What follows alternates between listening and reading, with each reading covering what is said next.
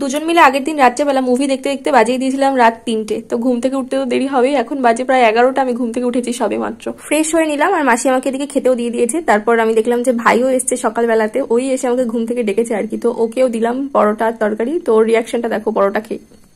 তারা দিচ্ছে, ঝোল দিয়ে দিচ্ছি। দেবো না শুধু দেবো? ঝোল এইটা দিয়ে দাও।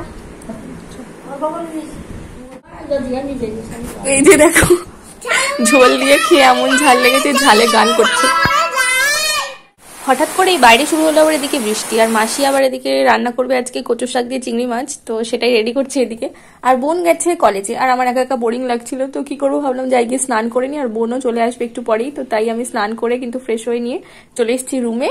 বোন আস্তে আস্তে প্রায় বেজে গেছিল 2:15-20। তো তারপর আমরা সবাই মিলে কিন্তু চলে গেলাম খেতে।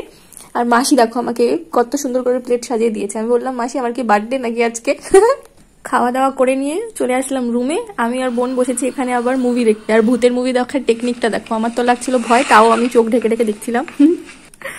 তারপর হয়ে গেছিল সন্ধে, আর সন্ধ্যেবেলায় মাসি দেখো বানিয়ে দিয়েছে আমাকে 1 কাপ ভর্তি ভর্তি পুরো একদম পুকুরের মতো করে দুধ চা আর বিস্কুট খেলাম। ফির আবার কিছুক্ষণ পর আবার নিয়ে এসেছিল মোমো, এই যে প্যান ফ্রাইড মোমো, এটাও খেলাম।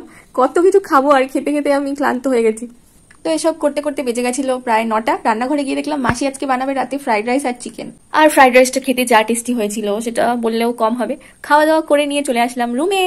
আর আজকে মিনি ব্লগটা কিন্তু ছিল এইটুকুই। তোমাদের কেমন লাগলো অবশ্যই জানিও। দেখা হচ্ছে আবার পরে কোনো মিনি ব্লগে। আর আমি কাল চলে যাব বাড়ি। তো আজকের মতো টাটা।